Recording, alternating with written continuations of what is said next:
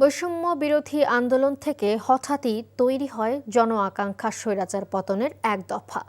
জুলাই গণ আন্দোলনে প্রবল চাপে পড়ে আলোচনার প্রস্তাব, নানা প্রলোভন মারিয়ে অসহযোগের পথ ধরে আন্দোলনকারীরা সরকার পতনের এক দফা দেয় শিক্ষার্থীরা।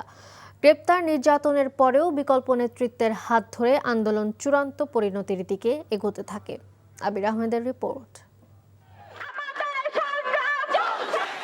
স্বৈরাচার শেখ হাসিনা শিক্ষার্থীদের নানাভাবে কোণঠাসা করার ষড়যন্ত্র চালাতে থাকে। জুলাইয়ে ছাত্র হত্যার দায় নিয়ে তৎকালীন প্রধানমন্ত্রীকে জাতির কাছে ক্ষমা চাওয়ার আহ্বান জানায় আন্দোলনকারীরা। সড়ক পরিবহন ও সেতুমন্ত্রী এবং স্বরাষ্ট্রমন্ত্রীকে মন্ত্রণালয় ও দল থেকে পদত্যাগ করা সহ 9 দফা দাবি জানায় তারা। দাবি মেনে না নিয়ে আরও নৃশংস হয় শেখ হাসিনার সরকার। যখন শহীদের খবর আমরা পাই, 6 জন শহীদ হয়েছে, তখনই আমরা আনুমানিক সিদ্ধান্ত নিয়ে নিই যে আন্দোলনটা আর আসলেই ওইটুকু পর্যন্ত রাখা যাবে না। বান্ডেল থাকলে প্রতি সেনমানিতে টাকা বাঁচবে। বিকাশ সেনমানি বান্ডেল কিনে জিতুন প্রতি লেনদেনে।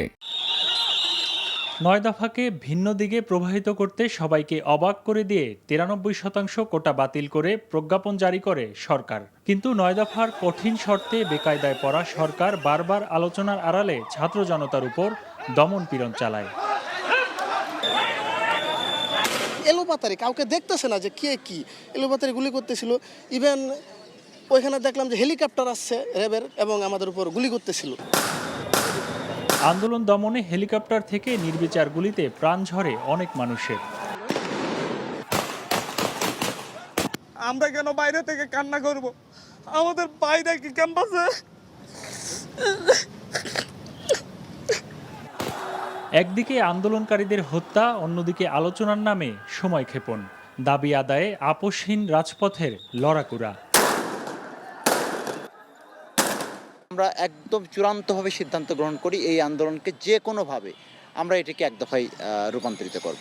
ছাত্র হত্যাকারী কোনো শাসক আর রাষ্ট্র ক্ষমতায় থাকতে পারে না এবং এই সরকারের আর কোনো নৈতিক অধিকার নেই। যত দ্রুত সম্ভব হাসিনাকে ফেললেই আসলে আমরা একটা নতুন বাংলাদেশ পাবো। এই স্পৃহাটা, এই জিনিসটা আমাদের সামনে প্রায়োরিটাইজ হয়েছিল। 22 তারিখ আসলে গুরুত্বপূর্ণ এই জন্যটাই। শিক্ষার্থীদের 9 দফায় সরকারের তীব্র অনীহা ও স্বৈরনীতিতে ধীরে ধীরে রোপিত হয় এক দফার বীজ। রক্তের দাগে লেখা হয় 9 দফা থেকে এক দফার সরকার পতনের দাবি। সে সময় আন্দোলনের সাথে যুক্ত শিক্ষার্থীরা তুলে ধরেন সেসব কথা। শুরু থেকেই মনে লালন করেছি যে আমাদের এই দেশকে ফ্যাসিস্টের হাত থেকে রক্ষা করতে হলে অবশ্যই এক দফার দিকে নিয়ে যেতে হবে। রক্তের আলপনায় শহীদি কাফেলার পথ ধরে রচিত হয় বিজয়ের চূড়ান্ত সোপান। Abir Ahmed, NTV news, Dhaka. Bundle থাকলে প্রতি সেনমানিতে টাকা বাঁচবে। বিকাশ সেনমানি বান্ডেল কিনে জিতুন প্রতি লেনদেনে।